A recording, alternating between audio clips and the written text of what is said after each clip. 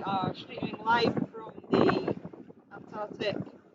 We are in a place called Trinity Bay, along with some Gentoo penguins.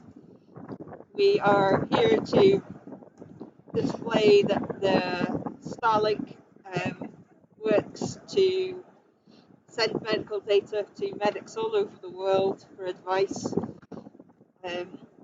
This can include ultrasound, as is being shown here. This is a demo ultrasound, so don't expect miraculous things. But to show that we can send big files. This is another one, and a third. I'm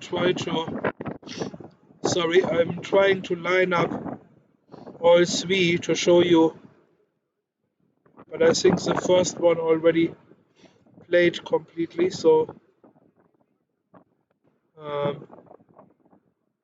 think you saw 3 different ultrasounds. So we can send the ultrasounds, we can log into XChart, which is a software that gives us patient information. So you can write whatever you like in there, write patient presentation, and it gives you observations which can be streamed live also. Alright, thank you everybody, bye bye.